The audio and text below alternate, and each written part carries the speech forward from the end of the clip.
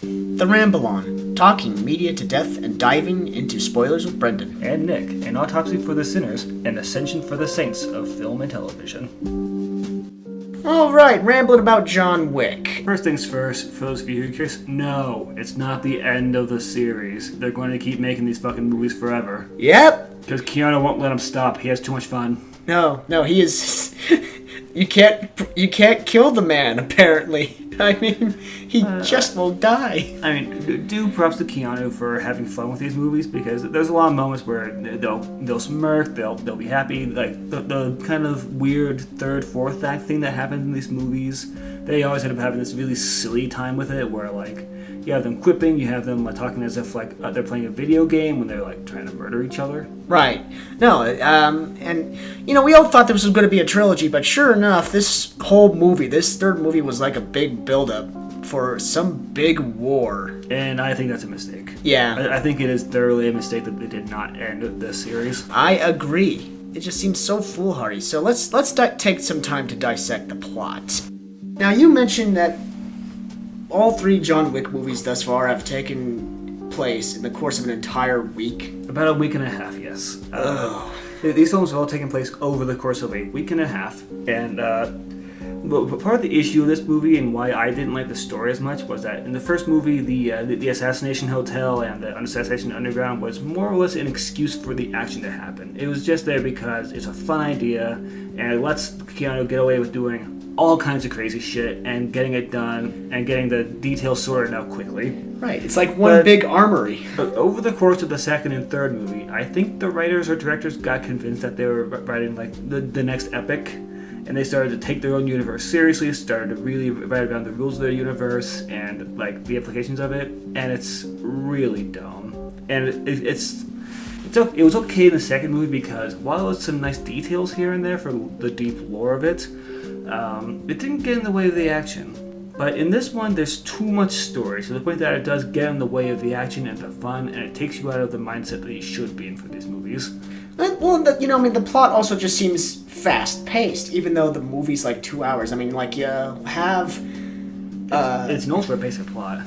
It is. It's just... Except for the parts that are oddly complicated, like how he has to go into the desert and follow the Northern Star until he's about to die, and then be saved by the Sheik man who's supposedly God, and then cut off his ring finger and give him the ring. That totally threw me off, because I thought they were all Russian, you know? I mean, apparently the elder to the high table is like some guy in a desert. Also, there's now a group of super ninjas who just go and murder the other assassin groups.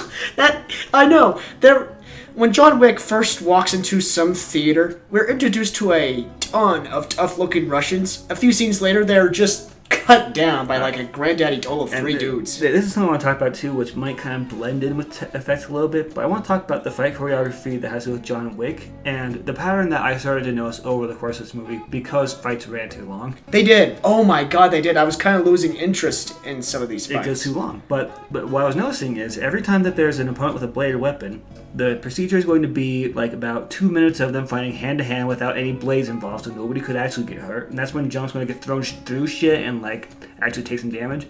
And then the moment anybody gets any kind of blade out, suddenly John Wick becomes basically the Matrix. He's able to suddenly dodge them at the last second. He's able to overpower people without any problems. There's a fight near the end where like it's 2-on-1. They both have weapons, and like they go out of their way to stop, let him get up, get a weapon twice, and then when they have an actual weapon out, now he can suddenly take the fight. Whereas before, he's getting thrown through shit. He's getting the shit beat out of him, but now he's suddenly Superman. And that annoyed me to no end. I mean, this guy is worth $14 million. Why are you making this colossal error of giving him a helping hand up? That one, I think, is the bizarre Act 4 that gets stapled onto these movies. Because these movies have a trend where you'll follow the plot through, you'll get to the natural end of the plot where it should be, and then it keeps going. It just keeps going. Like in John Wick 1, you had that moment where he kills the Russian mafia kid, he gets his revenge, and then it keeps going where the Russian guy kills his buddy Willem Dafoe, and then they have the whole car chase thing. It's like a weird fourth act that gets stapled on.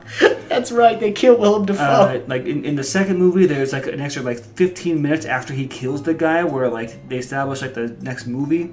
And with this one, there's another section at the end after he gets shot and thrown off a roof where it just keeps going to set up the next movie.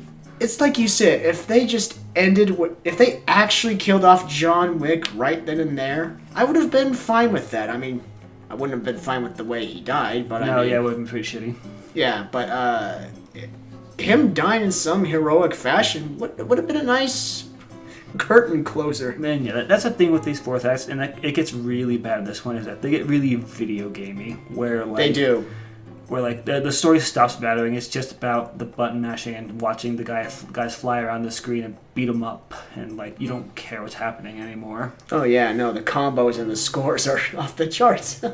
No, and just no. I want to rant one thing about the end. So Go right ahead. The Pigeon King, 7 slashes. How does he survive? The ninjas kill everyone else, and yet he somehow survives. Because Keanu said, I want to keep making these movies, and they said, yeah, fuck it. All right, who do we got that's left? Pigeon guy. Oh, they weren't deep cuts.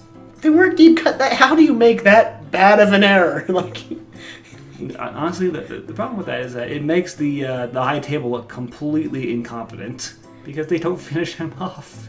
oh my god, no joke. They don't. And the high table don't even have their own guys. They just have like a SWAT team of some sort. Oh yeah, no, and Well, speaking of that SWAT team, I was thinking real video gaming with that too, because I was thinking like in Payday, the bulldozer enemies. I was thinking the same thing. Yeah, I was thinking those guys. Like, just aim for the weak point. Look, John Wick knows that there's a weak point behind the neck, and oh no, hotel guys. Oh no, don't just stand there and get mowed down. Oh no. And like in Payday, you unload a plethora of bullets into that said weak spot, which for those guys was the neck. But you know. Yeah, it was just silly to see like all the NPC allies just get gunned down by one guy. Yeah, that's so true. They are NPCs. Yeah, no, this movie has that problem where you kind of start to see all the people with masks on or who are in uniforms as just NPCs.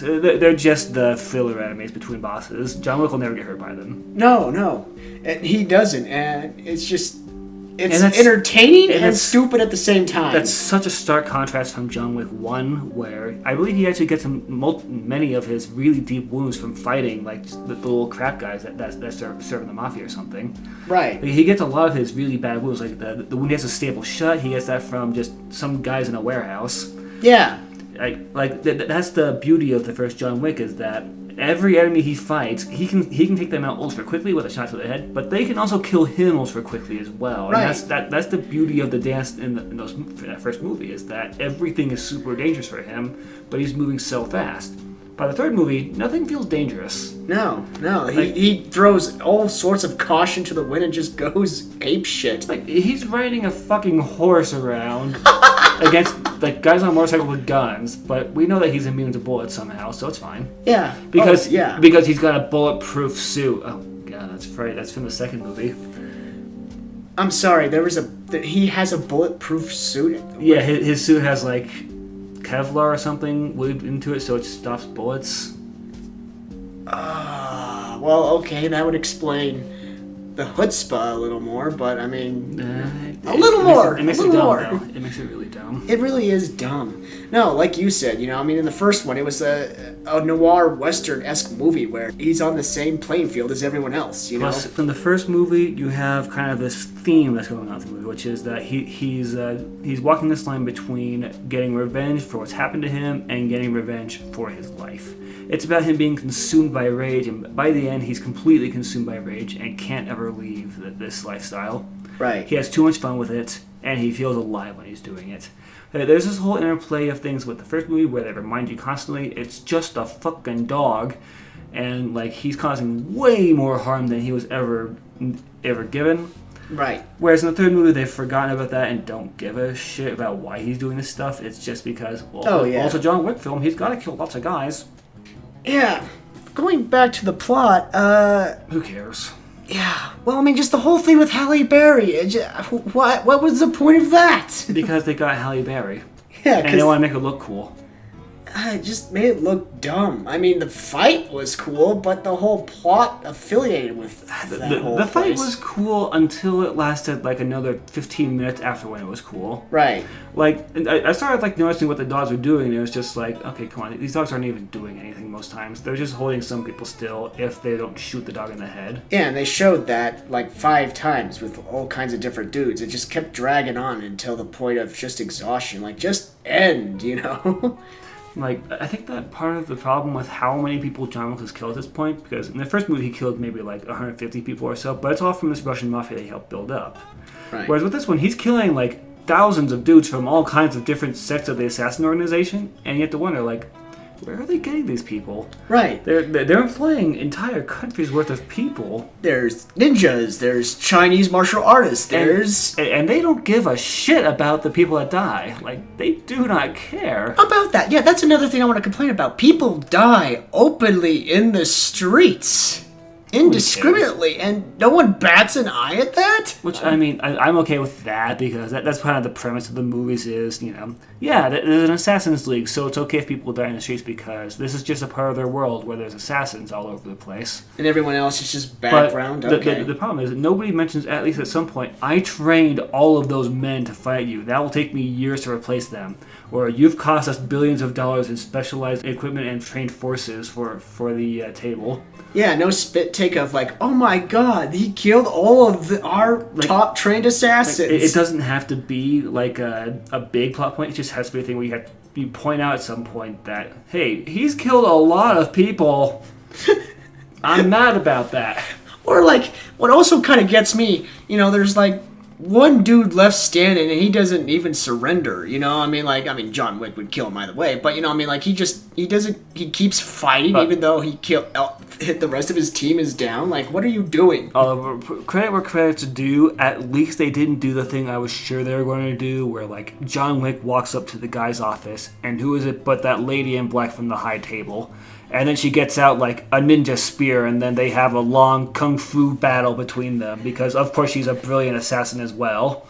Like, they didn't do that. I would have liked her dead, but all the same, I'm glad there wasn't another drawn-out final boss fight. I'm glad they had at least that much to hold back on doing, which is having her be yet another boss battle. Right. Granted, she's boring as hell and doesn't really do anything over most of the movie aside from monologue, but still, they don't have the ultimate video game moment where she's the final boss. Though, John Wick 4 is coming out, and they're probably saving her awesome spear battle for when they get there. Oh, God. It's just, I can't even... What do you expect from the 4th movie? Like, I know it's going to be action-packed, but I expect it to be exactly what the first John Wick was parodying and calling out. Because the whole point of the first John Wick was to show they have to reload, they have to fix their wounds, they have to stop and rest. That was the point of the first John Wick, and why it was so groundbreaking was because it was a little bit like the first Die Hard, where you have a vulnerable human protagonist who has to actually do all the action hero stuff. Ooh. By John Wick 3, he is just a generic action hero, and he's not doing any of that shit that, like, they lost the point of the movies. First off, good comparison. That's a good point. Secondly, yeah, no, this franchise has fallen into that trap of just being milked for what it's worth. It became what they were parodying. Yeah. They forgot what they were doing. Exactly. I mean, and that's such a shame.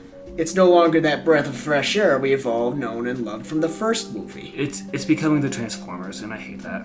Oh, God, that's also a good comparison. Yeah.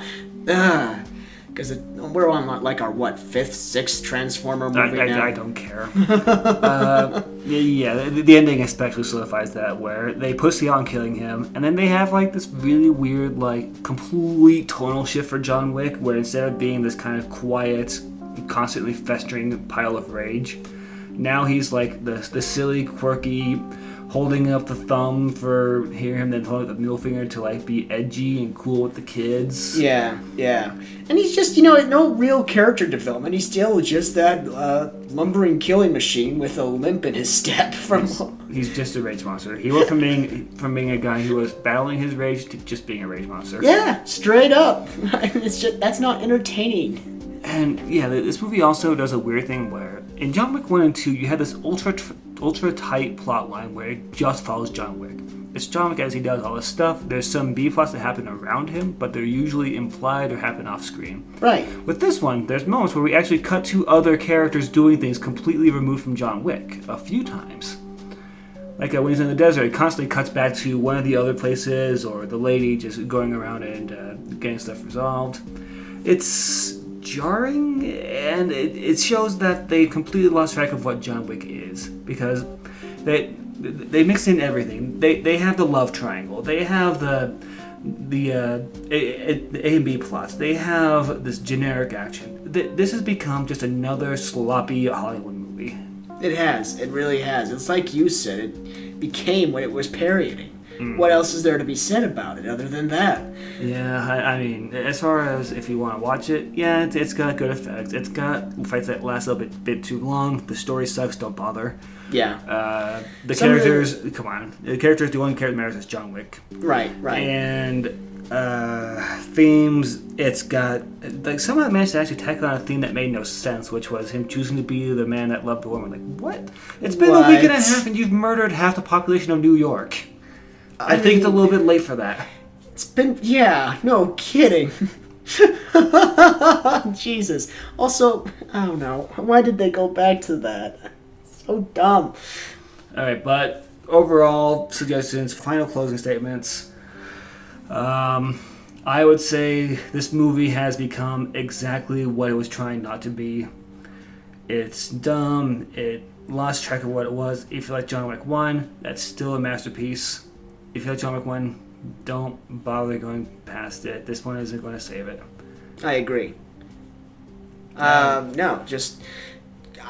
I never saw John Wick 2, and I'm probably never going to see John Wick 2, and after seeing what happened, what takes place after movie 2. But, no, you're better off watching something else. All right. Thanks for joining us. Next week, we'll be talking about Aladdin. Oh shit, right, Aladdin. Oh no, Aladdin. That's right. This is going to look like a masterpiece.